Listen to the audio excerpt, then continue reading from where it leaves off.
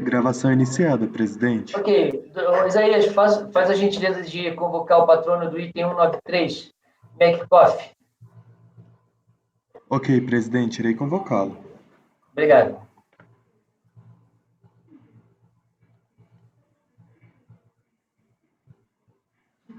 Item 193 da pauta. Doutor Ivo, seu processo será julgado agora. Favor verificar a mensagem privada no chat. Item 193 da pauta. Doutor Ivo, seu processo será julgado agora. Favor verificar a mensagem privada no chat. Patrono convocado, presidente. Ok, obrigado.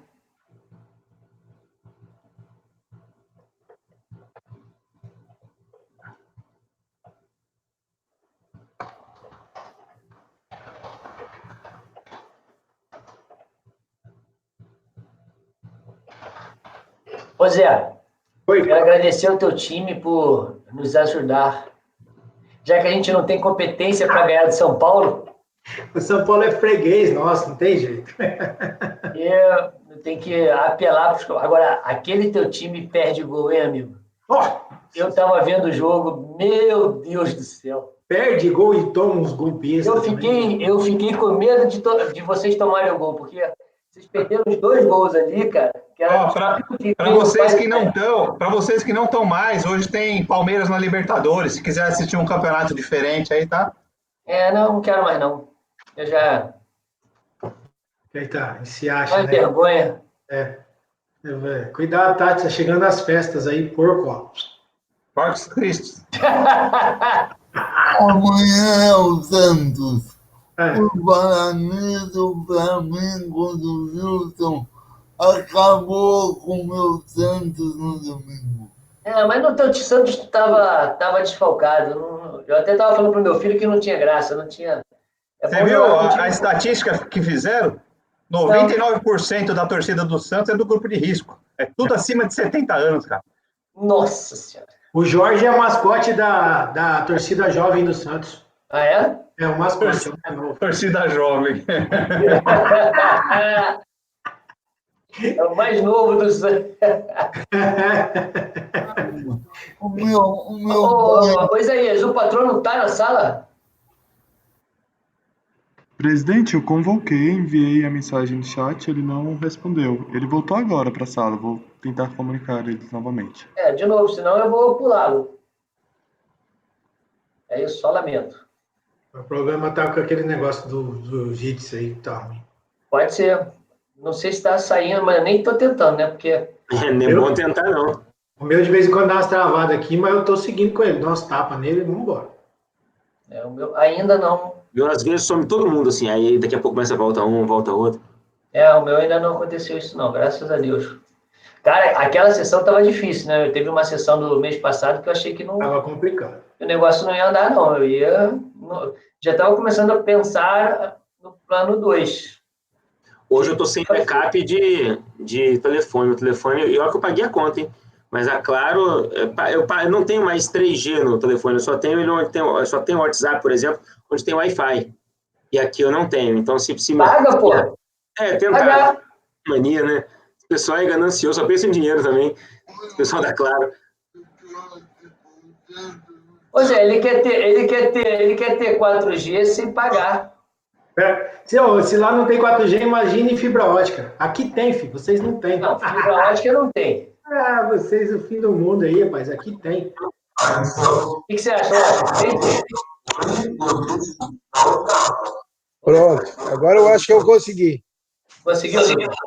É falta de prática. A gente vai ficando velho com essas coisas. É muita tecnologia para nós. Imagina. Então, o senhor está nos ouvindo e vendo? Sim, senhor. Ok, eu peço só para o senhor desligar agora o áudio para não dar interferência no voto. Tá, eu vou desligar o áudio aqui. O senhor vai votar ou vai só relatar? Não, primeiro eu vou seguir o procedimento normal. Vai relatar, aí o senhor vai fazer a sustentação, depois o voto. Mas eu peço para desligar o áudio enquanto o senhor não estiver fazendo a sustentação. Isso. Aí. Okay. Bom, agora é o item 193 da pauta, de relatoria do Dr. Rafael, processo 2013-84 da MECCOF do Brasil. Dr. Rafael, o senhor está com a palavra. Muito bem, boa tarde a todos. Boa tarde, doutor. Sinteticamente, trata-se de processo administrativo fiscal no bojo do qual discutem-se aspectos processuais relativos ao ressarcimento de tributos. A recorrente requereu ressarcimento de PIS não cumulativo exportação, mas a fiscalização identificou que já havia outro pedido de ressarcimento do mesmo tributo e do mesmo período. A DRF, no que foi acompanhada pela DRJ, entendeu que a recorrente deveria ter procedido à retificação tanto da declaração oficial como da retificadora. Não houve cancelamento do segundo pedido, nem retificação do pedido original. E aí, por retratar com precisão os fatos até então ocorridos, a DOC transcreve o relatório elaborado pela DRJ quanto à análise do processo, que, em síntese, a DRJ entendeu, o acordo recorrido, é que não se trata de pedidos de duplicidade, porque os créditos pleiteados nos novos pedidos de ressarcimento não foram objeto dos pedidos anteriores, trata de créditos apurados extemporaneamente. O problema que a DRJ entendeu é que, apesar de não haver pedidos complementares, apesar de não haver vedação de pedidos complementares, a recorrente não adotou o procedimento correto para realizar esse novo pedido. Então, ela fez uma declaração, fez um novo pedido e depois fez uma retificação da retificação. Como resultado da análise do DRJ, foi lavrada a seguinte ementa. O pedido de ressarcimento deve ser efetuado pelo saldo credor remanescente no trimestre calendário líquido nas utilizações por desconto ou compensação. Apurando os créditos temporâneos após o envio do pedido de ressarcimento, o contribuinte deve retificar as declarações apresentadas, inclusive o pedido de ressarcimento. E resignada, a recorrente apresentou recurso voluntário e agora eu abro a palavra, eu peço ao presidente para abrir a palavra ao patrono para que possa realizar a sustentação oral. Agradeço ao doutor Rafael. Passo a palavra ao patrono. São 15 horas e 11 minutos. O senhor tem 15 minutos regimentais, doutor. Agora pode abrir o microfone, claro. Boa tarde a todos, conselheiros. A questão é singela. O que nós juntamos a título de memorial sexta-feira no processo, que está na última página do processo, a tela que comprova o que eu vou afirmar agora. Depois de decididos os processos administrativos, esses créditos temporâneos foram apurados após a primeira decisão dos processos, tanto pelas disposições da IN, quanto pelo programa Perdecomp, é impossível realizar a retificação de pedido de PERD já decidido. Eu posso usar o compartilhamento de tela, que aí, se eu puder usar, eu já mostro em detalhe para os senhores. Pode. Com licença.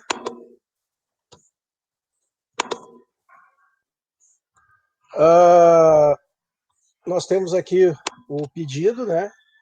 E embaixo a tela de erro, que os senhores conseguem ler? Não, o senhor tem que compartilhar com a gente. Só um pouquinho. Droga. Do lado aí tem compartilhar a tela. Tá aqui, janela, guia do Chrome. Na metade aqui, ó. Isso, já. Aqui. Isso. Pronto. Estão vendo? Sim. Eu produzi esse documento para ficar claro que o que a autoridade está exigindo deste contribuinte não contra amparo na norma que ela mesma redigiu, porque da IN da época, ela pelo artigo 90 e poucos, deixava claro que até na época, após o início da fiscalização, não era mais possível retificar o pedido de ressarcimento, e tendo ele sendo decidido, também era impedida a retificação, que é o que eu tento provar com a tela. Certo? Então, deixa eu acessar aqui. Parar. Então, com isso, eu imagino que fique claro que o procedimento requerido é impossível de ser procedido pela recorrente. Quanto ao direito de pleitear, eu acho que não tem dúvida nenhuma, são 5 anos, que aliás não é negado pela DRJ, né, ela se insurge contra a forma, E, por fim, lembrar que o nosso pedido é determinar novo julgamento e não apuração dos créditos, porque essa função é prerrogativa de auditor fiscal, e até ele invalidar as nossas declarações têm presunção de veracidade, né? O crédito declarado, para ser considerado inexistente, ele tem que ser afastado fundamentadamente por auditor fiscal da Receita Federal do Brasil, ao teor do decreto 70.235. Então, eu peço provimento do recurso tão somente para determinar que a autoridade de piso, a DRF, jurisdicionante, proceda à análise do crédito e veja a sua regularidade. Era isso, nobres conselheiros, muito obrigado. Agradeço ao patrono, peço para que ele desligue de novo o áudio e passo a palavra ao relator. Presidente, colegas, doutor, vamos lá. Recurso tempestivo, matéria e competência do colegiado, em razão pela qual dele conheço. A recorrente alega que o acordo em questão, preliminares. A recorrente alega que o acordo em questão é nulo em razão de não conter valor certo. Todavia, esse colegiado entende que a mera discordância dos fundamentos da decisão recorrida pelo contribuinte não é causa de nulidade, que apenas ocorre se demonstrada quaisquer das hipóteses do artigo 59 do decreto 70.235, demonstração essa que, ao meu ver, não alcançada pela recorrente. Soma-se ao acima descrito o fato de a recorrente ter combatido os argumentos da manifestação de conformidade e do acórdão proferido pela DRJ, o que demonstra de forma clara o exercício do seu direito de defesa. Assim, não devem prosperar as alegações relacionadas às supostas nulidades apresentadas pela recorrente, portanto, afastadas as preliminares. Mérito. Bem, em relação ao mérito, eu esclareço que eu não abri o processo depois da quinta-feira, semana passada. Então, eu tratei com as questões que estavam postas nos autos até antes, a época que eu botei o processo em pauta. A questão gravita sobre o procedimento a ser adotado quando o contribuinte identifica novos créditos depois de já apresentado uma PER-de-comp em relação à DACOM. O procedimento adotado pela recorrente constituiu em apresentar uma segunda PER-de-comp para a mesma DACOM, já objeto de uma primeira PER-de-comp. A fiscalização acompanhada pela DRJ entendeu que o procedimento correto seria retificar a DACOM e o PER-de-comp, e não gerar outro PER-de-comp. Cabe esclarecer que não há previsão legal para que o interessado faça pedidos de ressarcimento complementares, já que conforme 28 do segundo da IN 900/2008, o pedido deve ser efetuado pelo saldo credor remanescente do trimestre, líquido das utilizações por desconto ou compensação. Efetivamente, existindo norma que rege a sistemática do pedido de compensação de créditos, especificamente a IN 900/2008, e não tendo a recorrente agido em conformidade com a mesma, é de conhecer parcialmente o recurso voluntário, aqui não, aqui é por causa do outro, é de se afastar preliminar de nulidade no mérito legal de provimento. Doutor, o senhor queria falar alguma coisa? Se for questão de fato. É só questão de fato, que ele menciona uma incorreção, quando nós efetuamos o pedido complementar, o pedido original já estava decidido, isso é incontroverso nos autos. É matéria fática. Ok. Então, só por isso. Ok, obrigado, doutor. Aqui, doutor Rafael, o senhor está conhecendo parcialmente do recurso? Não, presidente, não, porque eu tenho outro recurso da mesma empresa, com a impugnação é a mesma, mas... Então, o senhor está afastando a preliminar e está negando o provimento. Isso. Porque eu não vi aqui o Exato. O não conhecimento. Então, passa a palavra ao doutor Vinícius. Com o relator. Doutor Walker Araújo. Eu estou com dúvida porque... Presidente, você lembra que nós julgamos um caso do senhor, que até foi naquela época do Paulo, que nós convertemos em diligência, que houve um pedido complementar Sim. de um ressarcimento, e aí nós batemos em diligência para verificar se era o mesmo crédito. Se havia duplicidade. se havia duplicidade, né? É, E aí nós mas admitimos... mas o que que acontecia? A gente tinha uma coisa... não sei eu quero se você esclarecimento, porque eu lembro também que acho que mês passado nós julgamos um caso de Mas pedido de negou. ressarcimento fora do trimestre, né? E negamos, né? Negamos, por outro motivo. Veja, o que acontecia e qual é o diferencial? Eu não posso falar desse agora, porque eu tenho que olhar todos os autos, a questão do auto. Mas pelo que eu vou relatar, o Rafael pode adequar os autos aqui. O que aconteceu naquele, o Walker? O contribuinte, desde a manifestação de conformidade, demonstrou que ele não tinha incluído, tentou demonstrar que ele não tinha incluído no pedido original a linha, ele não tinha utilizado um crédito uma daqueles campos da DACOM. Isso que aconteceu. Aí o que acontece? O pedido original a DACOM era um crédito específico, por exemplo, insumos. Vamos botar assim. Eu não me lembro qual era, mas vou dar um exemplo. Insumos. Ele botava o valor X de insumos. E aí ele faz uma retificadora falando, peraí, eu esqueci de botar os encargos de depreciação daquele trimestre. E aí ele vai lá e faz esse pedido. E aí ficou naquela discussão de ser complementar ou não ser complementar, retificador ou não, dos encargos de depreciação. Então era uma rúbrica diferente, completamente diferente. Isso estava nos autos. Aí ficou, o que eu tinha decidido na época, fui superado e depois eu aderi à tese da maioria do colegiado, foi que você poderia fazer um novo pedido dentro do próprio período do trimestre, desde que ficasse comprovado que você não estava usando o mesmo crédito. Aí lá, o que foi pedido em diligência? Baixou em diligência para se analisar se aquela pedido... Eu estou falando de depreciação, mas pode ser outra rúbrica, tá? Me perdoe. Aquele caso era crédito presumido. Que seja, então. Eu não me lembro qual era a rúbrica. Mas o importante é... Na verdade, a rúbrica não era importante. O importante ali é o que a gente baixou. Para ver se aquele crédito presumido, já que você lembrou, já tinha sido utilizado duplamente, em algum momento, ou naquele próprio pedido que estava sendo negado. E aí voltou a diligência falando que não. Não era em duplicidade.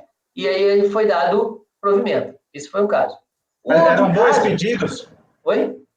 Eram dois pedidos ou era retificação? O segundo era retificação do primeiro ou eram dois pedidos? Não, porque ele não conseguia fazer a retificadora porque já tinha decisão administrativa. É o mesmo caso daqui. É o mesmo caso daqui. A diferença só, aí eu não sei como é que é aqui, é que lá, desde a manifestação de conformidade, ele vem provando que a rubrica era diferente, não era a mesma rubrica que foi colocado... Doutor, dá licença, agora a gente está deliberando. Que a rubrica colocada lá não era a rubrica colocada no último... Porque, vamos lá, eu não me lembro quais eram agora eu não vou conseguir me lembrar, mas vamos dizer que tem o campo A, B e C da DACOM. Então, ele pediu os créditos do A, mas não pediu do B, porque ele achou que o do B não tinha, por algum motivo qualquer. E depois ele fez a reanálise e viu assim, não, peraí, o B eu tenho. Aliás, o B eu tenho o direito do B, que seria o crédito presumido, que você lembrou. Legal, tá bom, beleza. Então, se o B eu tenho, ótimo. Agora, vamos ver se ele já pediu esse B. Se não é em duplicidade. Então, eu tinha falado que era impossível fazer retificadora. Vocês falaram que era um pedido complementar. Era um novo pedido. Entendeu? Um novo pedido. E aí... Por isso que eu estou vendo uma semelhança com esse caso aqui. Não, a semelhança é muito grande. A questão aí foi na prova. Aí vou falar do mês passado. O do mês passado foi diferente, por quê? Também era uma questão do novo pedido, a possibilidade, só que não tinha prova de nada dentro dos autos, que ele não tinha usado, desde a manifestação, da questão de ter ele não identificava quais eram as rubricas. Entendeu? Então, na verdade, a questão não era simplesmente a impossibilidade de apresentar um novo pedido, e sim a falta de provas. Foi porque aqui a DRJ, pelo que eu estou vendo... Só estou te mostrando o que aconteceu nos dois. Porque, pelo que eu estou vendo aqui, a DRJ, ela está afirmando que não é duplicidade aqui. É uma vedação da instrução normativa, que proíbe um novo pedido com crédito do novo trimestre. Pelo mérito aqui, julgamento da DRJ, é incontroverso o fato registrado na decisão recorrida de que a interessada faz pedido de ressarcimento de COFINS não cumulativo exportação e posteriormente apresentou um novo pedido relativo ao mesmo período e tributo contribuição. Nesse caso aqui, é o mesmo tributo, mesma contribuição, mesmo Isso tributo. não é problema. A questão só é qual é a origem do crédito. Esse era o problema. Porque, veja bem, naquele que nós demos lá atrás, que baixou em diligência, está desde a manifestação de conformidade, o contribuinte apontando origens diversas do crédito. No do mês passado, não ocorreu isso. Inclusive, eu acho que, se não me engano, eu era o relator do mês passado. Eu começava até falando assim, porque eu tenho outros processos que também falam de duplicidade. Mas o do mês passado era IPI, né? Não, ainda tinha um negócio do mês passado era IPI. Então não é isso. É outro regramento IPI. IPI é outro regramento. Eu já estou falando de um que eu estou relatando, que eu já tive. Já estou falando de um Vinícius, você lembra aí? Olha só, tem esse processo. Por que eu votei com o relator? Porque a DRJ, ela fala que são créditos extemporâneos e não houve a retificação, inclusive, eu suponho aí, na minha leitura, pelo menos, do DACOM. Eu estou seguindo a linha de raciocínio daquele voto do Zé, se não me engano, em junho, maio, alguma coisa assim, eu acho que a Rosina, se não me engano, que a gente votou exatamente negando provimento por causa dessa retificação das declarações em face de crédito extemporâneo pedido pelo sujeito passivo. Então, eu estou entendendo a similaridade dos casos aí. São créditos extemporâneos aí. Não é, Rafael?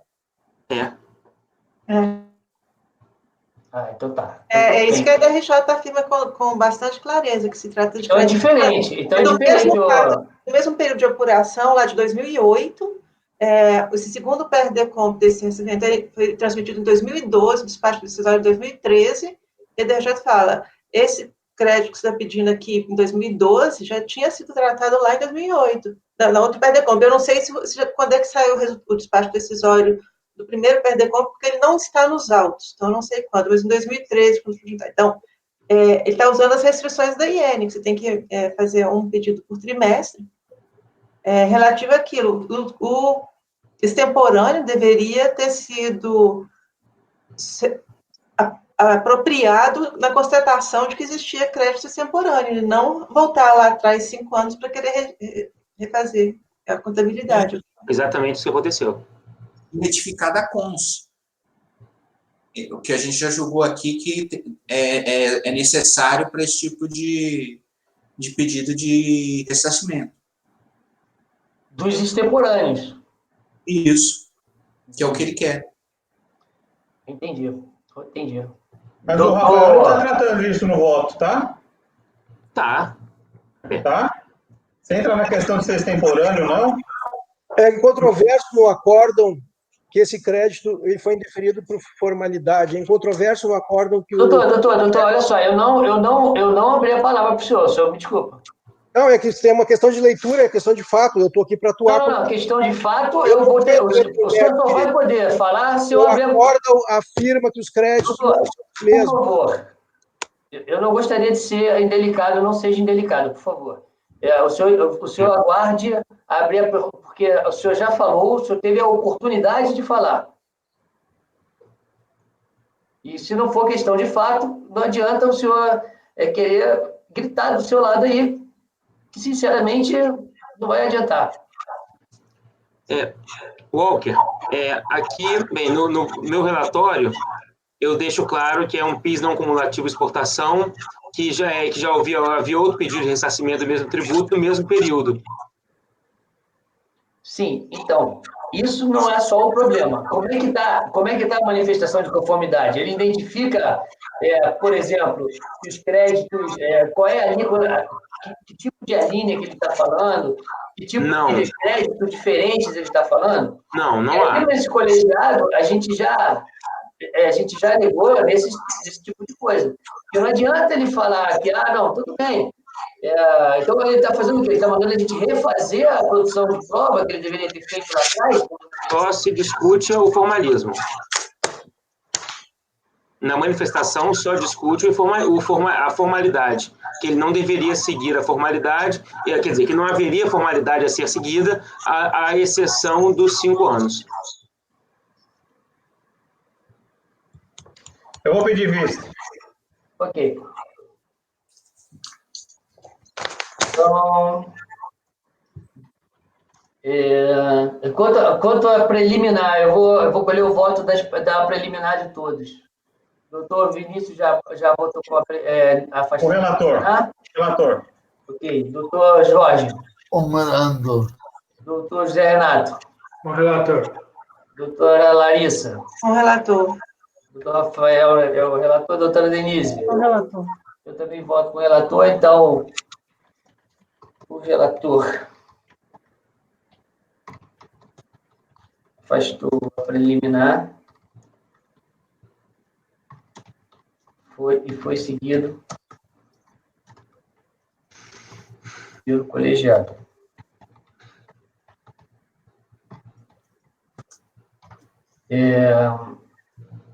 O relator pegou provimento ao recurso. Vinícius acompanhou. Presidente, depois se você lembrar daquele caso lá que nós julgamos, eu também vou procurar aqui, mas se você recordar dele de cabeça, me passa, tá? Qual o caso? Aquele que nós julgamos, que era de sua relatoria. Sim, eu tenho ele, eu te passo. Nós julgamos, foi esse ano que nós julgamos que voltou de diligência, né? Sim, sim. Tá, se você lembrar, me passa só para dar uma olhada também. Tá, só me manda um e-mail quando você puder, para me lembrar que eu te respondo o e-mail. Senão Tá eu acabo esquecendo. Pode ser? Tudo bem. Eu respondo pelo e-mail. Vinícius acompanhou e o Walker.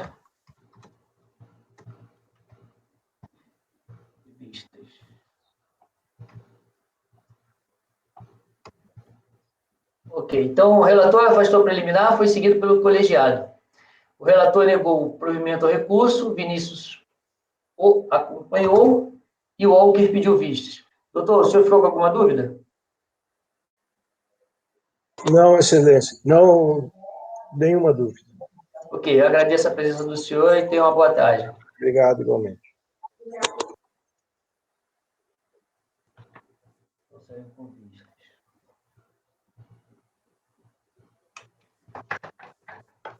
Olha, eu tenho separado ali, depois eu te dou. Até porque eu recebi um lote, cadê você?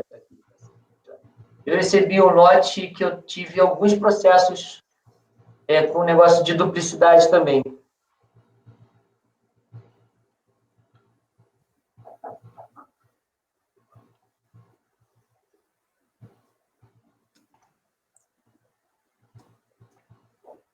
Ok. A princípio, eu acho muito complicado isso, porque ele só pode pedir o ressarcimento e aproveitar a compensação se ele tiver primeiro deduzido nos débitos do momento, do próprio período. Se ele, 5 anos mais tarde, descobre que ele não escriturou, não tem como ele usar dessa forma, ele teria que apropriar lá em 2012, aí ele primeiro ia debater dos débitos do período, se sobrasse, ele teria ressarcimento. Então, tem uma razão de ser a formalidade da IN, não é chato, assim, tem uma razão sólida de ser. É verdade. Mas eu acho que no recurso ele não trata da questão da retificação da conta, né? Não, o processo todo é muito fraco. Ele é fraco. Mas eu acho, Rafael, que você deveria pelo menos falar isso também, né? Que ele não falou isso, porque você não deixou isso no seu voto. Eu não entendia que era relevante, Walker. Eu achei realmente o processo... Como não é relevante? A retificação do DACOM não é relevante? Não, por mim, a questão só na sistemática já acaba. Olha só, uma pergunta, Rafael. Esse 2005 é a mesma coisa? Ele só tem uma variação. No recurso voluntário, ele tem uma matéria que não foi tratada, ele discute a origem do crédito. Ele tem um parágrafo que discute uma matéria que não foi suscitada na manifestação. Por isso então, de qualquer maneira, também tem que sair com vistas. Tem que sair com vistas. mas talvez tiver que julgar o conhecimento parcial do recurso. Eu vou botar, já saiu por vista. Vamos lá. O próximo item é o 211. Walker Araújo. O senhor pode convocar o patrono, por favor? Isaías. Sim, presidente, irei convocá-lo. Aí a gente Item termina a sustentação. Seu processo será julgado agora. Por favor, verificar a mensagem privada no chat. Bom, uma coisa boa dessas sessões virtuais é porque a gente já sabe de antemão quantas sustentações tem. Isso aí é uma ótima. Eu já sei que acabou a sustentação. Essa é a última das sessões. Então, não temos mais. Patrono convocado, presidente. Ok.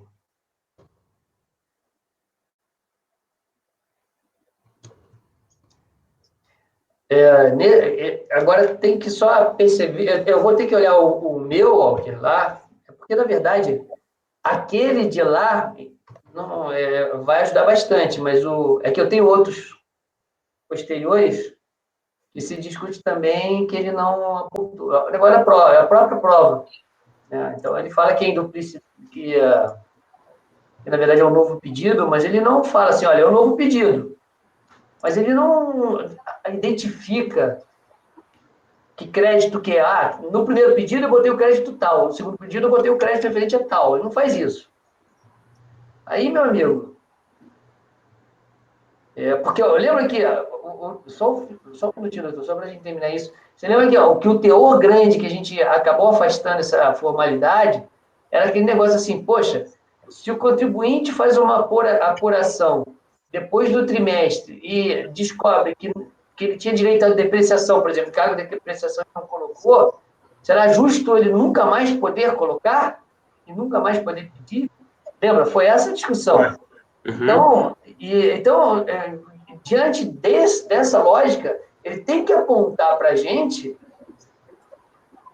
que ele está falando de rúbricas diferentes, de créditos que efetivamente diferentes. Não é aquele crédito, eu estou aumentando, eu esqueci de botar 3 notas fiscais naquele crédito. Olha, aí eu tenho as minhas dúvidas, tem que se discutir, né? Bom, mas vamos lá. Eu vou olhar. Beleza. Boa tarde, doutor. Boa tarde. O senhor está nos ouvindo e vendo bem? Estou sim. Me escutam bem também? Sim, com um certo delay, mas sim. Deixa eu tentar baixar a qualidade aqui. Tá. Acredito que fica melhor, né?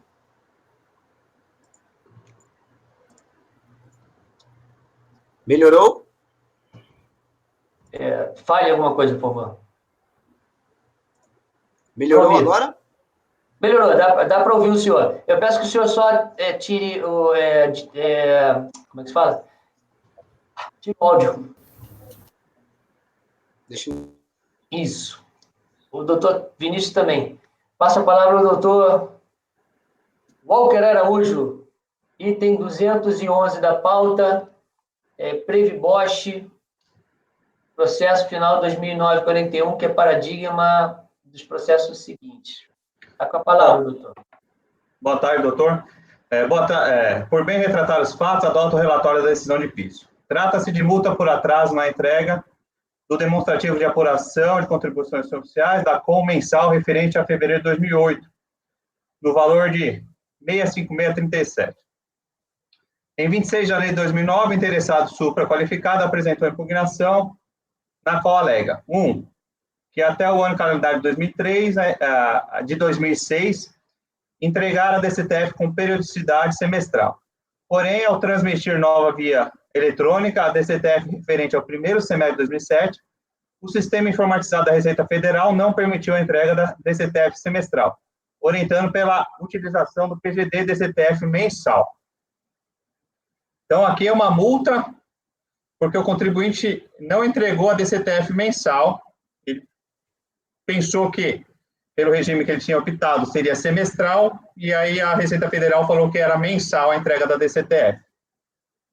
Inconformada com tal situação, em 4/10/2007, formalizou consulta perante a Secretaria da Receita Federal, requerendo que se esclarecesse, atestasse que a consulente estava autorizada a entregar DCTF semestral, que a impossibilidade do envio do arquivo decorria de erro falha no sistema informatizado do órgão, e que a multa por atraso na entrega da DCTF restaria afastada por força da consulta formulada. Posteriormente, quando do encerramento do segundo semestre de 2007, e tal como ocorrido com a DCTF do primeiro semestre do mesmo ano, o sistema não aceitou a entrega do DACOM semestral. Em 23/11, o contribuinte foi cientificado da resposta à consulta, despacho decisório DISIT 45/2008, que teve a seguinte conclusão.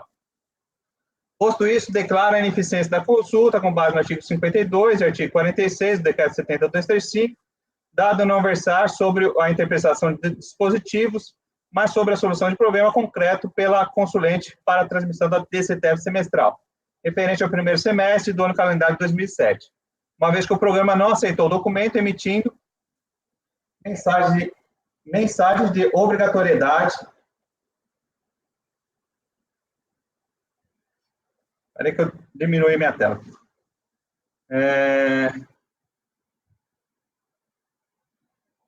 Deixa eu só voltar aqui que eu me perdi. Não aceitou o documento, emitindo mensagem de obrigatoriedade da DCTF mensal, aparentemente não aplicável ao seu caso. Problemática é essa que deveria ser solucionada por intermédio dos centros de atendimento ao contribuinte, de sua unidade de jurisdição, o qual, se não conseguisse encontrar a solução imediata para a situação apresentada, deveria solicitar a intervenção dos órgãos superiores apropriados aos quais se subordinava. Quanto às condições a serem observadas para a apresentação da DCTF no ano de 2007, encontram claramente estatuídas nos artigos 3 e 5 da IN 695/2006, não ensejando, em princípio, maiores dúvidas. Em face da resposta da DISIT, em 23/12, o interessado optou por entregar por via eletrônica as DCTFs do DACOM mensais relativos a 2008, o que ensejou a expedição automática de notificação de lançamento de multa pelo atraso na entrega do DACOM hora combatida.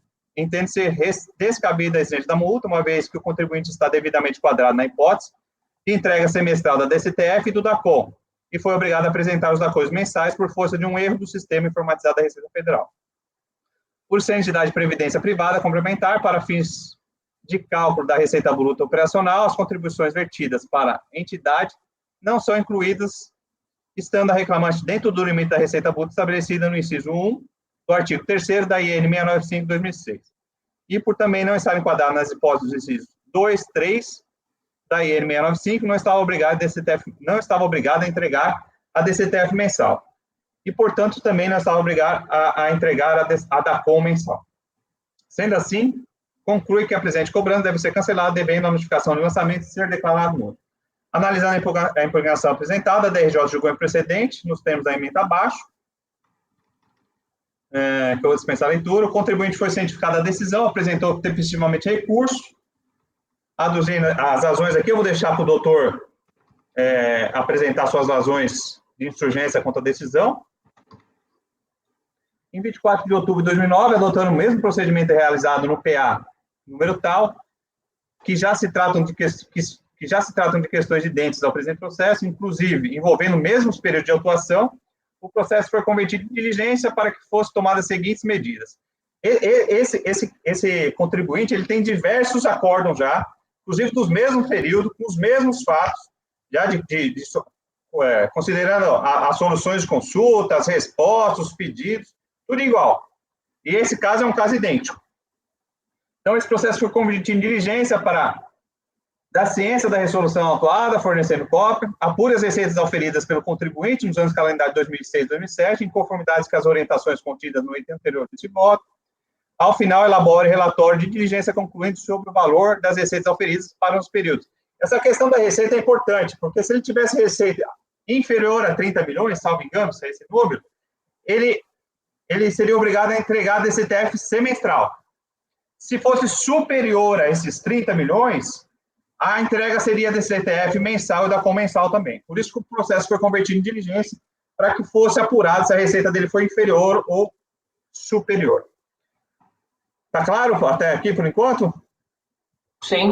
Bom, os autos retornaram à origem, a autoridade responsável pela diligência, após intimações lavadas para o contribuinte, para que o contribuinte prestasse alguns esclarecimentos, elaborou o relatório de diligência de folhas tais. Em resumo, concluiu a autoridade que o conceito de receita bruta não se confunde com a base de cálculo de PIS e de COFINS, e que, portanto, o cálculo elaborado pelo contribuinte estaria incorreto, pois não haveria que se fazer exclusões específicas da determinação do PIS e da COFINS para se determinar o valor da receita bruta oferida. Por fim, elaborou a seguinte planilha. Ele traz a planilha aqui, considerando todas as receitas que deveriam ter sido incluídas, e aí ele concluiu que a receita nesses períodos foi superior a 30 milhões, ele apresentou aqui uma planilha. Intimado a se manifestar sobre as conclusões da fiscalização, a recorrente apresentou o expediente de folhas tais.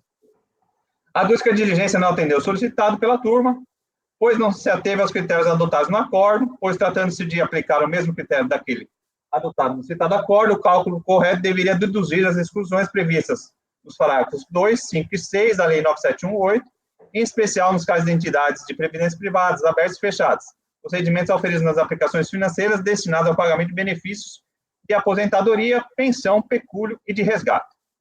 Com base nas bases de cálculo de PIS e de COFINS, noticiadas em sua petição, conclui a recorrente que sua receita oferida no ano de 2005 foi de R$ 1.901.530,86, e no ano de 2006, 2 milhões e um quebrado. Estando comprovado que a recorrente oferia menos de 30 milhões de receita no segundo ano anterior ao que se referia a DCTF, confirmando não ter a obrigatoriedade da transmissão da declaração mensal. A seguir, discorre a recorrente sobre a legislação que trata das bases de cálculo do PIS e COFINS, em especial no que atine às especificidades das entidades de previdência social. Eu achei uma questão que me chamou a atenção muito, mas eu decidi por afastar, né, que seria, esses processos eles foram julgados todos pela primeira sessão. Todos.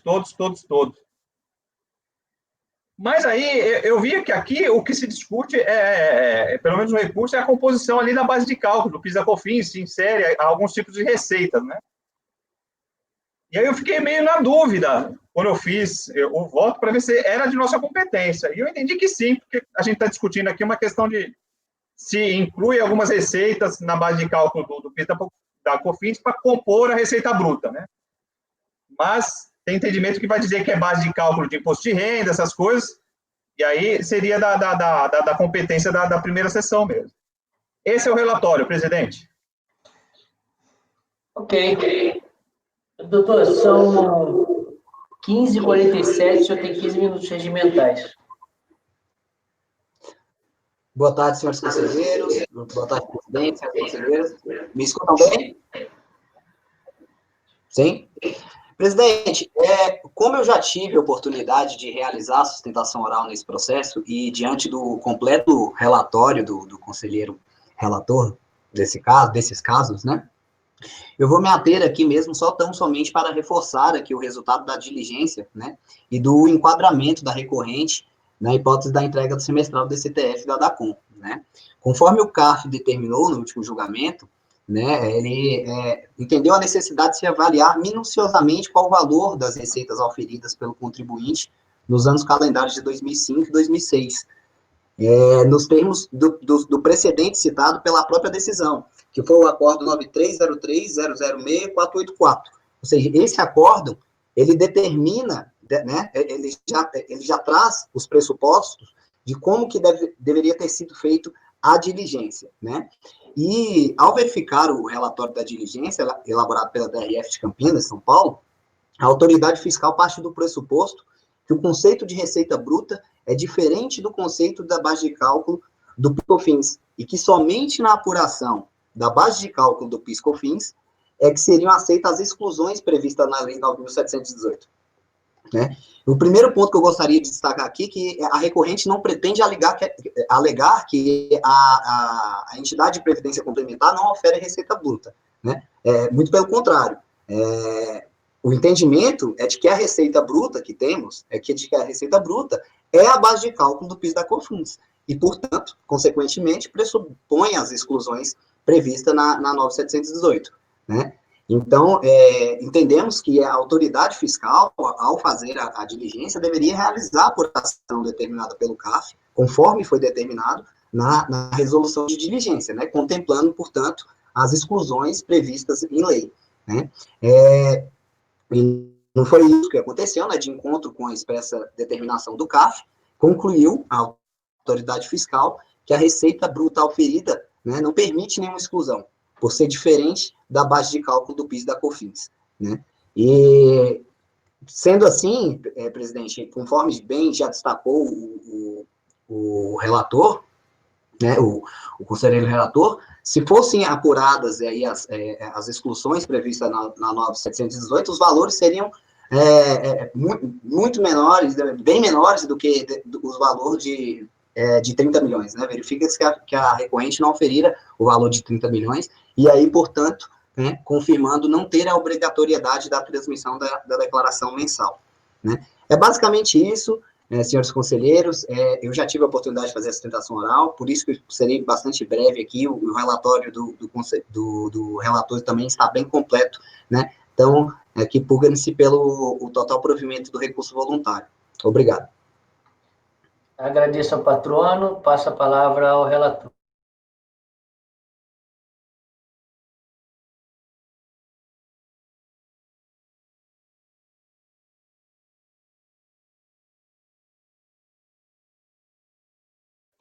Tá sem som, tá sem som. Eu não coloquei aqui, mas o recurso ele é tempestivo e atende os demais requisitos de admissibilidade. Dele toma conhecimento. Conforme exposto anteriormente, a presente lei diversa sobre a exigência de multa por atraso na transmissão de DCTF. Essa matéria não é nova neste conselho, e por diversas oportunidades já se julgou processos envolvendo a recorrente, a saber, aqui eu cito diversos acórdãos já, sendo que em todos os casos foi dado parcial provimento ao recurso voluntário do contribuinte para a redução da multa. Nesse cenário, entendo que, por se tratar de questões idênticas aos citados processos, envolvendo inclusive os períodos e fatos idênticos, adoto como razões de decidir a decisão proferida no processo 163.27.000.145.2009.12, acórdão 13.01.004.518, a saber. Bom, vamos lá. Mérito. Conforme relatado, o contribuinte transmitia DCTF semestrais até o ano calendário 2006, e quando da sua tentativa de entrega DCTF, também semestral, relativo ao primeiro semestre de 2007, o sistema da Receita Federal não permitiu sua transmissão, emetendo-lhe aviso que estaria sujeito à transmissão de DCTF mensal. A respeito do tema, assim constava na IN 695 de 2006. Vou dispensar a leitura. Alega o contribuinte que não seria obrigado à transmissão da DCTF mensal por não se enquadrar em nenhuma das hipóteses previstas no artigo 3º da IN 695. Conclusão dos autos, não há qualquer indício de que o contribuinte incidisse nas hipóteses dos incisos 2 e 3, que obrigasse a entrega da DCTF mensal, do mesmo modo tratado na IN 786 e 903 de 2008. Há que se analisar, pois, se procede o argumento da recorrente de que não oferia receitas por entidade de previdência complementar, ou seja, se realmente não teria como oferir receita superior a 30 milhões em qualquer ano calendário. Isto porque, ao meu ver, restou caracterizada a impossibilidade do contribuinte transmitir a DCTF semestral referente ao primeiro semestre de 2007 por limitações do sistema. Essa também é aplicável em relação ao segundo semestre de 2007 e primeiro semestre de 2008. O prazo para a entrega da DCTF, segundo a linha A do inciso 2, artigo 8º da IN 695, era o 5º dia útil do mês de outubro. Observe-se que a consulta apresentada pelo contribuinte foi protocolada em 4/10/2007. Na verdade, é 2008. Deixa eu ver. Não, é 2007.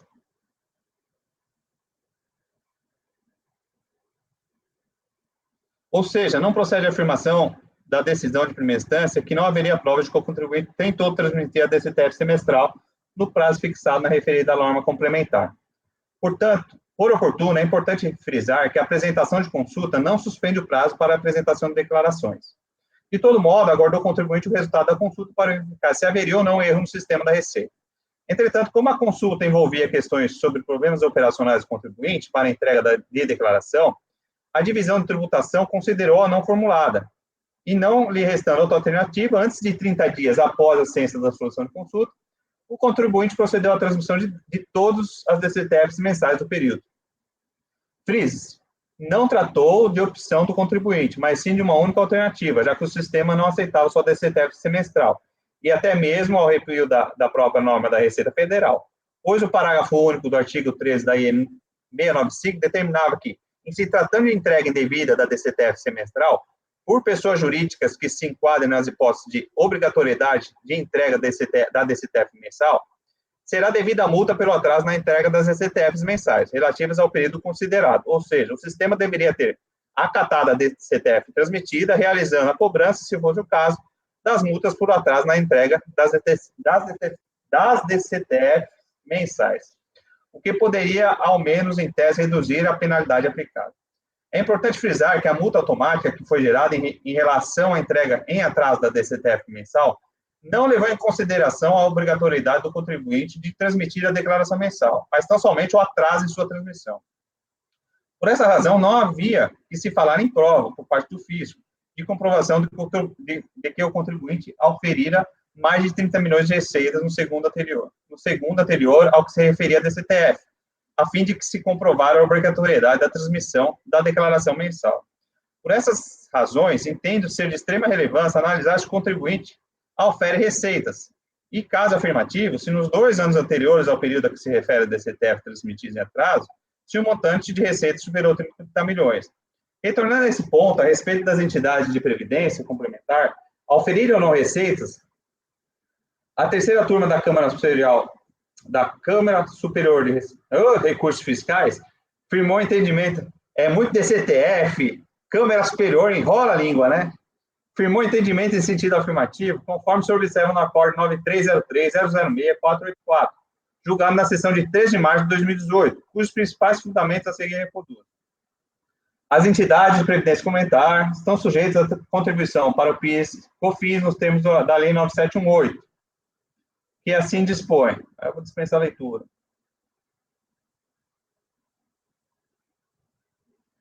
Ora, de conformidade com este diploma legal, as receitas contabilizadas sobre as rubricas custeio de programa administrativo e remuneração dos investimentos administrativos e custeio decorrem de atividades operacionais das entidades de previdência privada e integram o faturamento dessas pessoas jurídicas. Tais receitas não estão elencadas no dispositivo legal transcrito acima, dentre aquelas passíveis de dedução da base de cálculo das contribuições para o PIS e COFINS. Ressalta-se, ainda, que o faturamento das entidades privadas,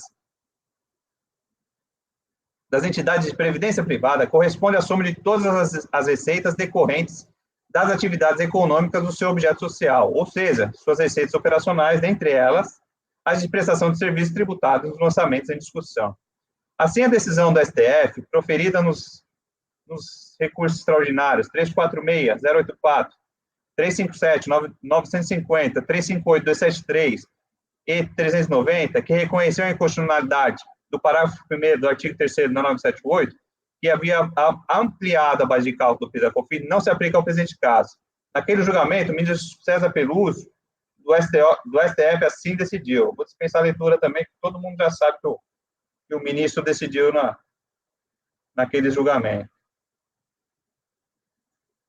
Desta forma, independente do julgamento do STF, que julgou inconstitucional a ampliação da base de cálculo, a pessoa jurídica referidas no parágrafo 1º, no artigo 22 da Lei 8212 de 91, dentre elas as entidades de previdência privada, estão sujeitas a essa contribuição nos termos da 9718, ou seja, sobre o seu faturamento mensal correspondente à soma de todas as receitas oriundas de suas atividades típicas decorrentes do seu contrato social.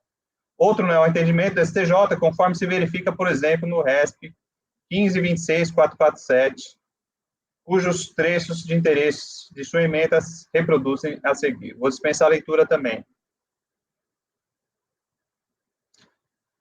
Nesse sentido, a própria IN 247, citada pelo contribuinte, depõe contra seu argumento. Veja, as entidades, artigo 29, as entidades fechadas e abertas de previdência para efeito da apuração da base de cálculo podem excluir ou deduzir parcela das contribuições destinadas às constituições de provisões ou reservas técnicas, dos rendimentos auferidos nas aplicações financeiras de recursos destinados ao pagamento de benefício de aposentadoria, pensão, pecúlio e de resgates e do imposto de renda de que trata o artigo 22 da MP 2222 de 2001.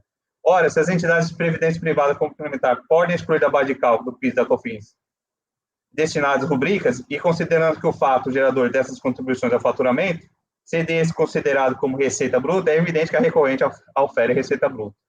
Contudo, o fato de o contribuinte auferir receitas não significa automaticamente que estaria obrigado à entrega da DCTF mensal. Em seu recurso voluntário, contrapondo seus argumentos da DRJ, o contribuinte anexou cópia de seus balancetes referentes aos anos calendário 2005 e 2006, a fim de demonstrar, comprovar que, nos anos anteriores, o período a que se refere às DCTFs mensais, em questão não teria aferido receita. Em sua diligência, a autoridade apontou que não se confunde os conceitos de receita bruta e da base de cálculo do PIS da COFINS. Já a recorrente aponta que esta turma jogadora determinou a utilização do critério adotado no acordo, ou seja, excluindo as rubricas previstas em lei para a determinação das bases de cálculo do PIS da COFINS. Pois bem, entendo não assistir razão ao contribuinte. Ao meu ver, o precedente firmado no acordo 9303006484, obviamente quis dele extrair o conceito de receita bruta, sem qualquer relação com as exclusões da própria receita bruta, que se realizam para determinar as bases de cálculo do PIS da COFINS. Conforme já salientado, o artigo 2º da Lei 9718 de 98 determina que as contribuições para o PIS e para a COFINS serão calculadas com base no seu faturamento, assim entendido como receita bruta. Aliás, as exclusões citadas pela recorrente, nos exatos termos do parágrafo 2º do artigo 3º desse mesmo dispositivo legal, se fazem da própria receita bruta. Peço vênia para, mais uma vez, transcrever esses trechos. Aí eu vou dispensar a leitura do texto legal. Conforme já salientado, quando comentei sobre o artigo 29 da IN 247, se é autorizado às entidades privadas complementares excluir da base de cálculo de PIS determinadas rubricas, e levando-se em conta que o fato gerador dessas contribuições é faturamento, sendo esse considerado como a receita bruta, e é evidente que as entidades de previdência complementar oferem receita bruta, sendo distintos os conceitos de receita bruta oferida pelo contribuinte e as bases de cálculo do PIS e COFINS. Desse modo, as receitas oferidas pela recorrente, 2005 e 2006, foram superiores a 30 milhões, e, consequentemente, em 2007 e 2008, a teor do que dispõe o já transcrito inciso 1 do artigo 3º da IN 695, e mesmo dispositivo na IN 786, vigente a partir de fevereiro de 2008. IN 903, vigente a partir de janeiro de 2009, era obrigatório a transmissão de DCTFs mensais. Ressalto ainda que o fato do sistema ter permitido a contribuinte transmitir da FONS semestrais em nada altera o panorama, pois, a rigor, poderia interessar ter recebido notificações de lançamento em razão do atraso na transmissão também daquelas declarações no regime mensal. Contudo, entendo ser o caso de dar parcial provimento ao recurso voluntário para adequar a penalidade exigida do contribuinte à legislação que rege a matéria. Veja o que o artigo 13 da IN, vocês estão me vendo? Alguns sumiram da tela. Estão? Estou vendo normalmente. O patrono está me vendo? Porque eu não estou vendo o patrono também. Eu estou vendo todos agora. Eu também estou vendo todos. Então, vou continuar. Veja o que o artigo 13 da IN 695 assim dispõe. A DCTF apresentada periodicidade diversa da primeira declaração entregue relativa ao mesmo ano calendário não produzirá efeito, salvo nos casos de entrega indevida da DCTF semestral por pessoas jurídicas que se enquadrem nas hipóteses de obrigatoriedade de entrega da DCTF mensal. Parágrafo único. Em se tratando de entrega indevida da DCTF semestral, por pessoas jurídicas que se enquadrem nas hipóteses de obrigatoriedade de entrega da DCTF mensal, será devida a multa pelo atraso na entrega das DCTFs mensais relativas ao período considerado.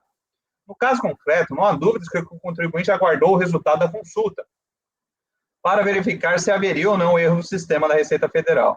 Cientificada a decisão em 23 de 11 de 2008 da consulta que concluiu que a dúvida apresentada envolvia questões sobre problemas operacionais do contribuinte para a entrega da declaração, considerando-a não formulada, e não lhe restando outra alternativa antes de 30 dias após a ciência da solução de consulta, 23 de 12 de 2008, o contribuinte procedeu à transmissão de dados,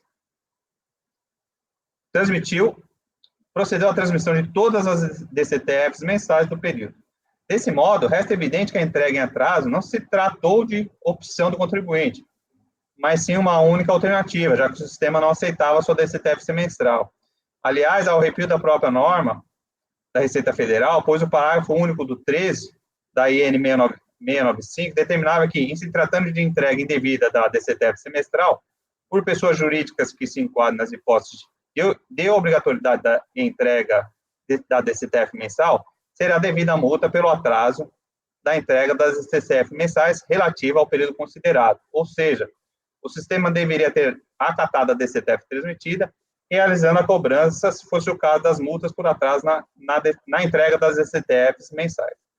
Não sendo feito de forma automática, entendo que se deve aplicar esse entendimento no julgamento do presente recurso, devendo a penalidade ser culminada, levando-se em consideração a data que o contribuinte buscou, sem sucesso, transmitir inicialmente a DCTF do primeiro trimestre, conforme DOC 4, anexo à manifestação de conformidade. Considerando que a consulta foi apresentada em 4/10/2007, à guisa de outra informação, pode-se concluir que, ao menos, nessa data, houve a tentativa de transmissão da DCTF semestral, que deveria ter sido acatada pelo fisco como DCTFs mensais, calculando as penalidades de acordo com a data da entrega que seria prevista para cada DCTF mensal. De igual forma, em relação às DCTFs do segundo trimestre de 2007, o prazo limite para entrega era o 5º dia útil do mês de abril de 2008, e relativamente à DCTF do primeiro semestre de 2008, o prazo seria o 5º dia útil do mês de outubro de 2008, nos termos da IN, nos termos do artigo 7º da IN 786, vigente a partir de janeiro de 2008. Assim sendo, para a DCTF do primeiro semestre de 2007, a penalidade deve ser recalculada nos termos da IN 695, artigo 10, ou seja, de 2% ao mês calendário, fração incidente sobre o montante dos impostos e contribuições informadas na DCTF, inciso 1, tendo como termo inicial o dia seguinte ao término do prazo fixado para a entrega da declaração e como termo final a data da efetiva entrega, assim considerada a data 4/10/2007, aplicando-se a redução de 50% prevista no inciso 1 do artigo 2º do mesmo artigo, uma vez que a DCTF foi apresentada após o prazo, mas antes de qualquer procedimento de ofício. Em relação à DCTF do segundo semestre, a penalidade prevista no artigo 9, no artigo 9º da IN 786/2007, deve ser aplicada considerando como tendo sido transmitidas as DCTFs em 7 de abril de 2008, 5º dia útil do mês de abril de 2008, aplicando-se também a redução de 50% prevista no inciso 1 do parágrafo 2º do mesmo artigo. No que atinge a DCTF do primeiro trimestre de 2008, a data limite para entrega era 7/10/2008, e deve-se considerar essa data como sendo a data da entrega das DCTFs mensais, para fins de aplicação da penalidade prevista no artigo 9º, também com redução de 50% prevista no inciso 1 do parágrafo 2º do mesmo artigo.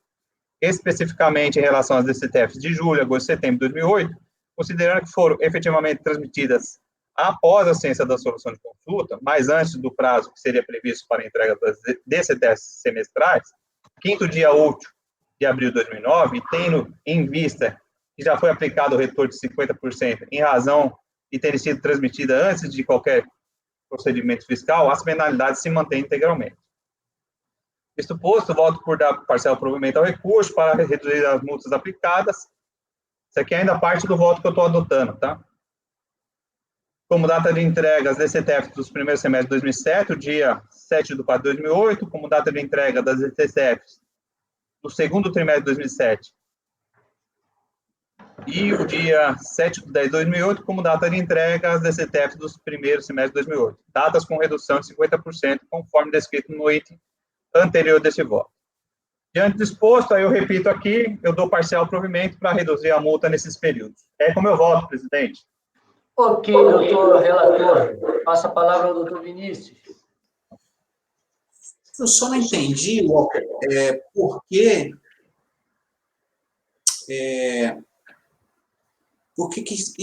que está minorando, suavizando essa multa.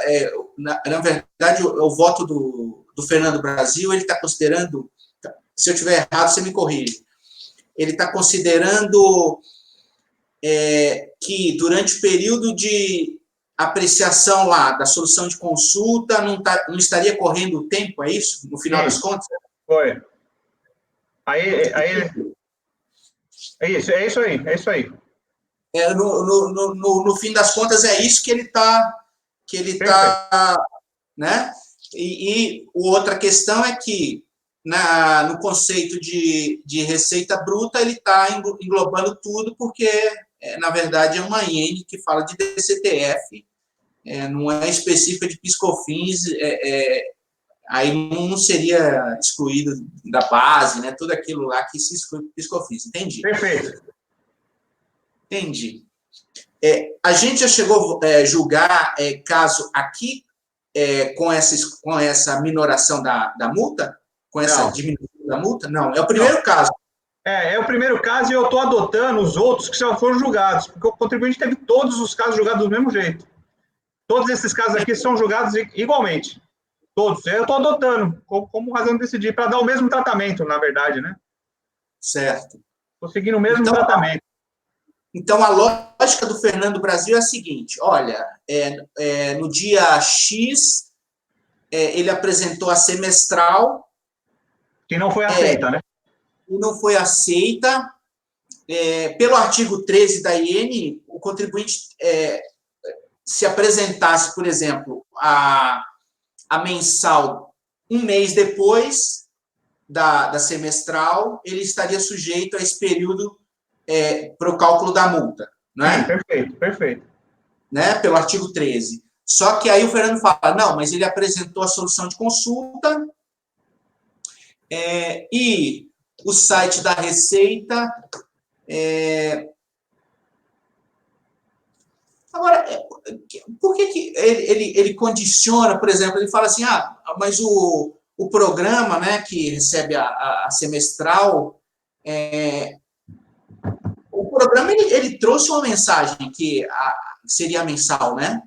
O programa traz a mensagem de que não seria aceita a semestral. O programa traz a mensagem. Porque na argumentação do Fernando, eu acho, pelo que eu entendi, ele usa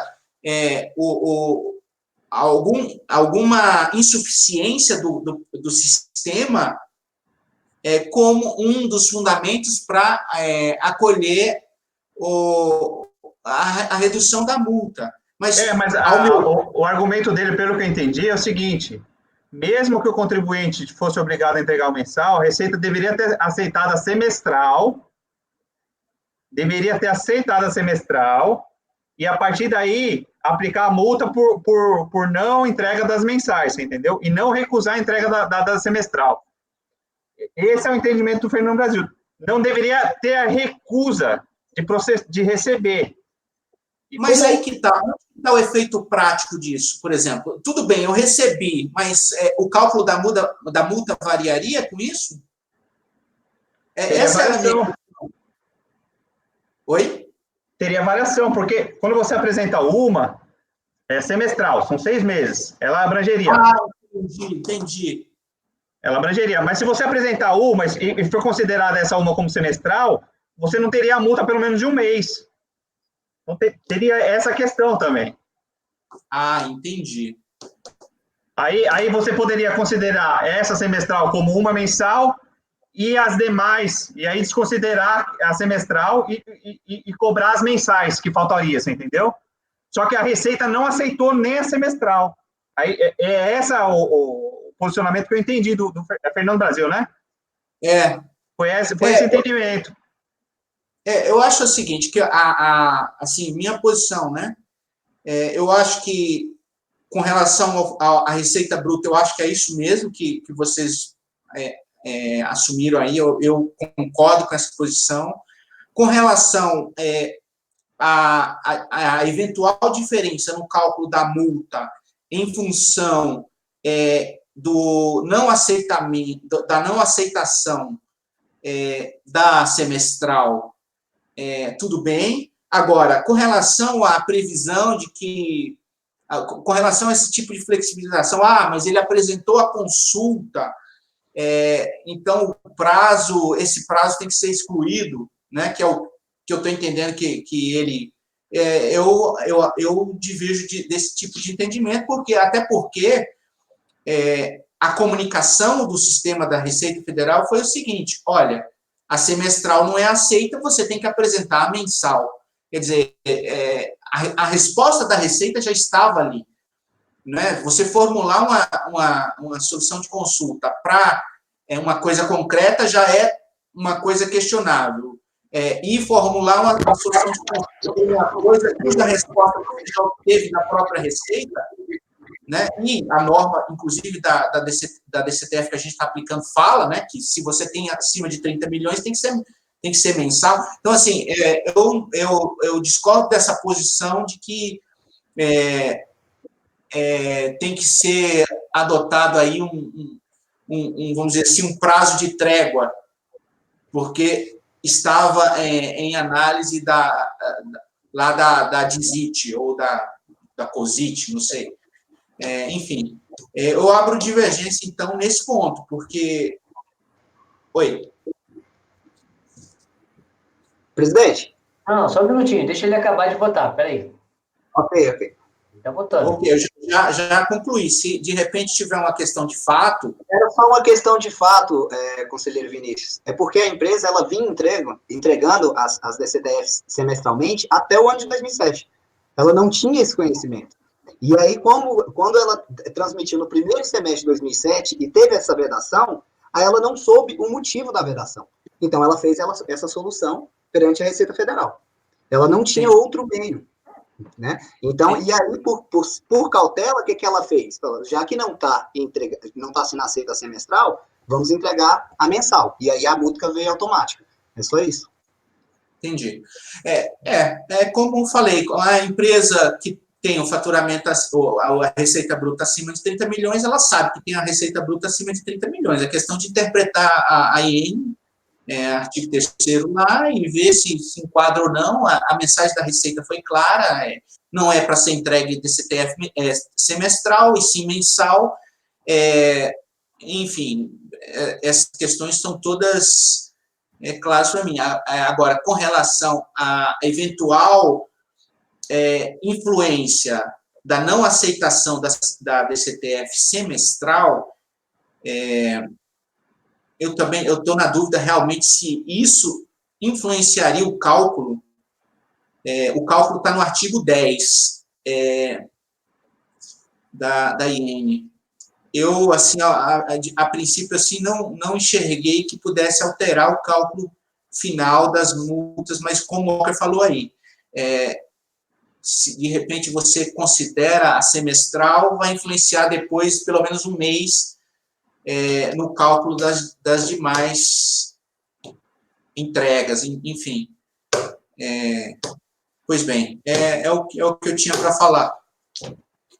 E como é que o senhor vota? O senhor falou, beleza, perfeito. E agora? Como é que é o voto do senhor? O senhor está acompanhando ou está divertindo? Para acompanhar com relação a...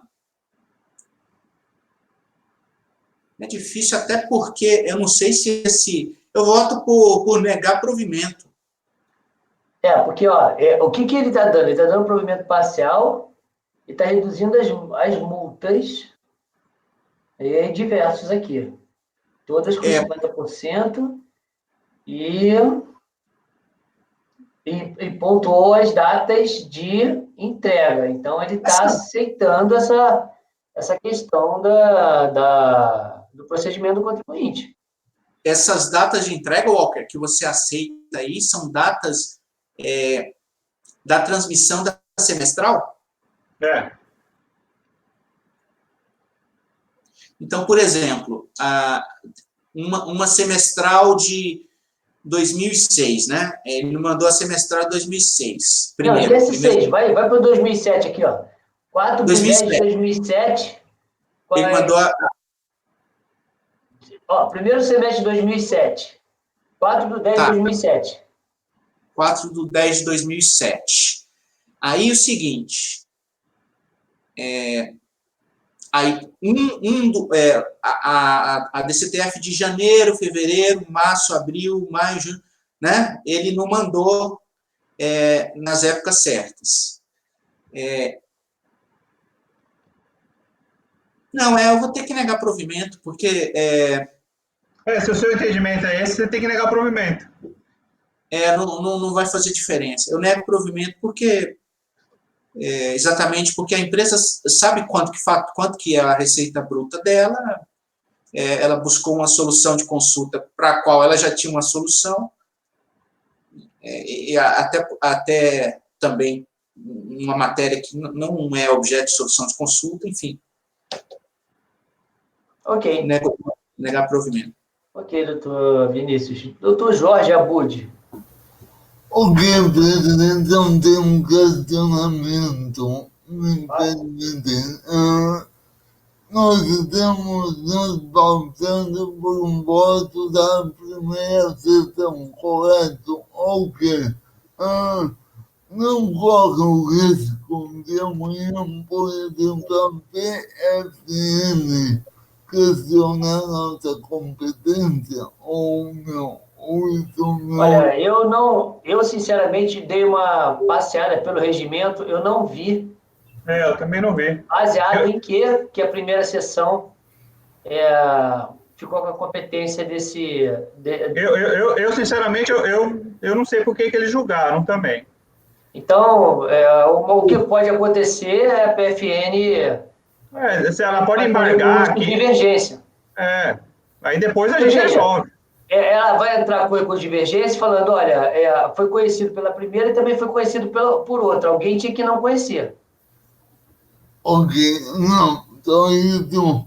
Vamos dar mérito. Pelo que eu entendi, o voto que o Walker está se pautando, a solução de conjunto ela dilataria o prazo para apresentação da CCTF, é isso? Isso, nos termos do artigo 13 da IN 695, que é o Fernando Brasil apresenta como fundamento para isso.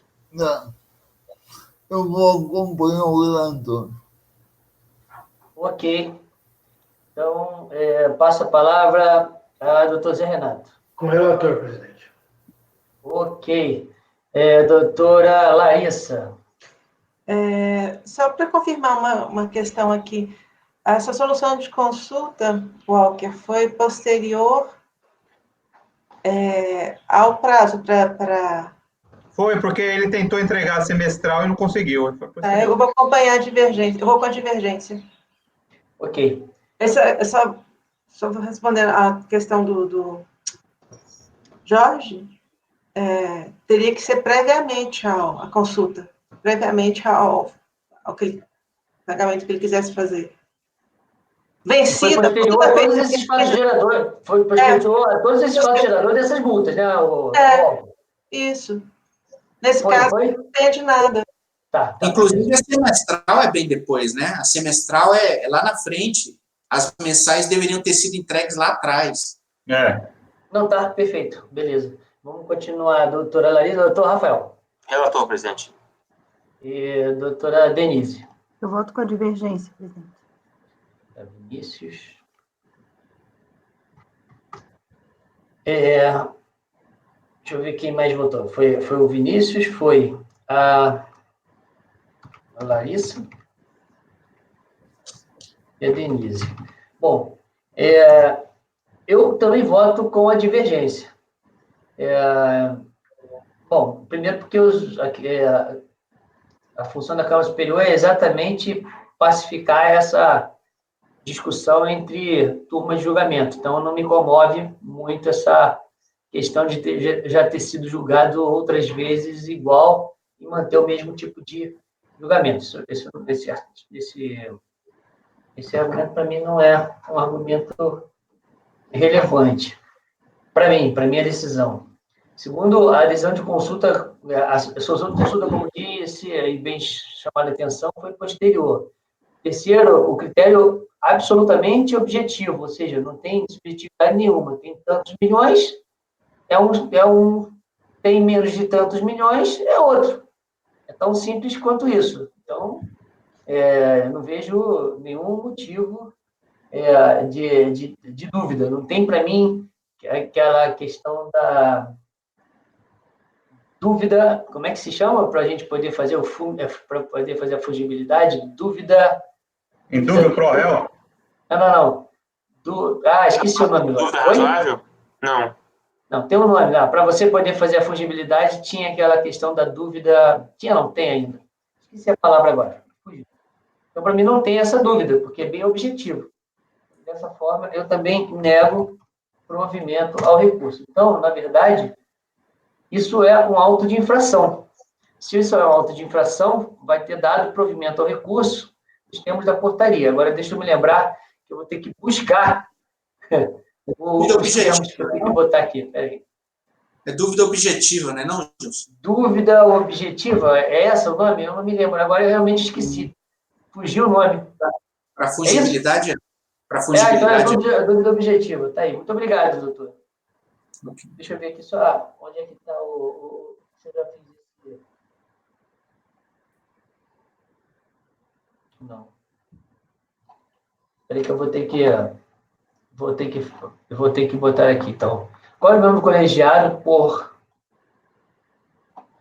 maioria de votos? Mas não é assim que não. Me dá só um minuto, por favor, que eu preciso botar dos termos na.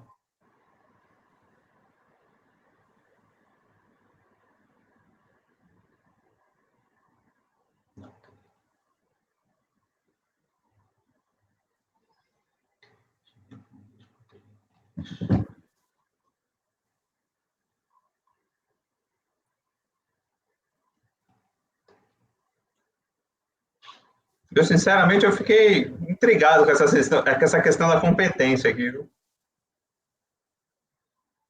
Cadê o negócio?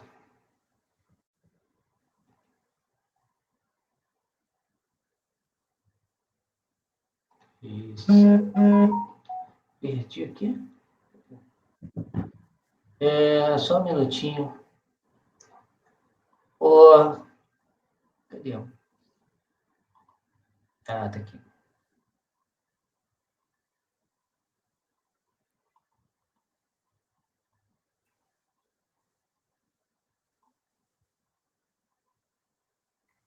Tá aqui, cadê?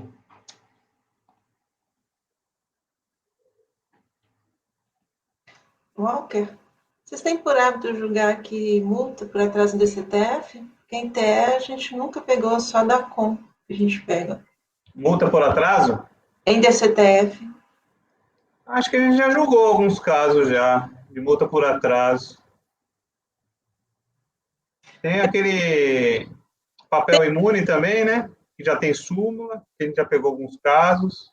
Tem um errinho no início do relatório lá, quando ele fala que é da COM, né? Não é de da COM que se trata.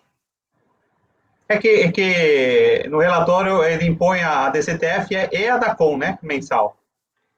Ô, Larissa, você tem aí o texto que a gente tem que usar nesses casos? Eu estou sem o texto aqui. Não estou encontrando. Eu dou uma procuradinha, você precisa já, né? Eu vou dar uma procurada que eu nunca usei. Eu preciso. Porque aqui vai ser o seguinte. Pedir para voltar para a TE. Oi? Vou pedir para voltar para a TE. Por quê?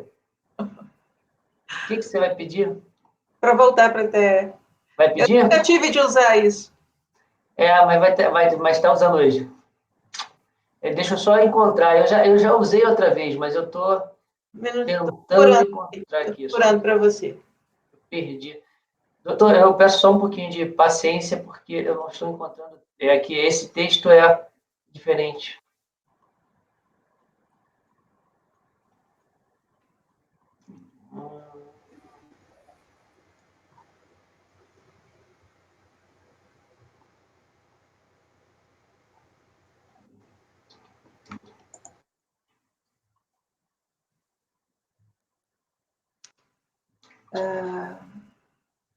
Deixa eu tentar ver se eu encontro aqui. Não, esse aqui não, peraí.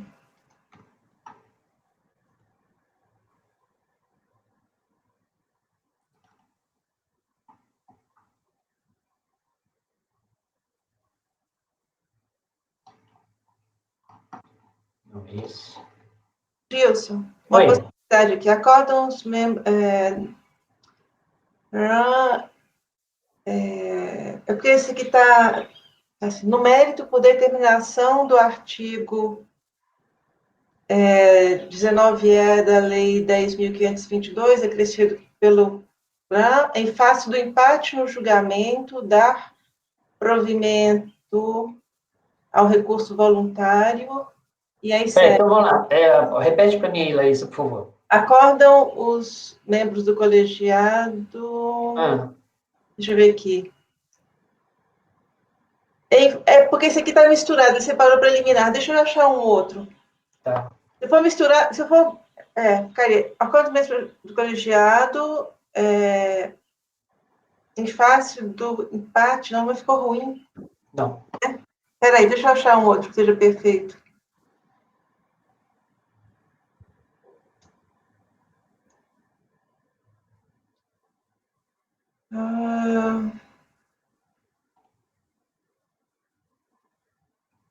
Aqui. Tem um da segunda que está melhor. Então, diga aí. Acordam os membros do colegiado. Determinação do artigo 19-E da Lei 10.522 de 2002. Determinação do artigo 19-E da Lei 10.522 de 2002, vírgula, acrescido pelo artigo 28 da Lei. Você pode copiar e colocar aqui no chat, tá? Também. Da Lei 13.988 de 2020. 13.988 de 2020. Vírgula, em face do empate no julgamento. Do empate do julgamento. Dar-lhe, aí segue o texto do Walker. Do Walker. Dar-lhe provimento, beleza. Vencidos. Isso. Que negavam. Perfeito. Obrigado, Larissa. Vencidos Vinícius, Larissa, Denise e Gilson, que negavam provimento ao recurso. Ok. Já vou deixar isso aqui no meu outro texto, para não ter mais problema. Então, senhor, doutor, vamos lá. Acordo os membros do colegiado por determinação do artigo 19-E da Lei 10.522 de 2002, acrescido pelo artigo 28 da Lei 13.988 de 2020, que, em face do empate do julgamento, dá-lhe provimento parcial ao recurso para reduzir as multas aplicadas, considerando-se o dia 4/10 como data de entrega do DCTF, primeiro semestre, o dia 7/4 como data de entrega da DCTF no segundo semestre, o dia 7/10 de 2008, do primeiro semestre de 2008, todas com redução de 50%. Temos o voto relator. Vencidos. Vinícius, Larissa, Denise e Gilson, que negavam o provimento ao recurso. Ok. Senhores, eu agradeço a presença do senhor. Tenha uma boa tarde. Senhores, vamos dar um intervalo? Vamos? Isaías, interrompe a gravação, por favor.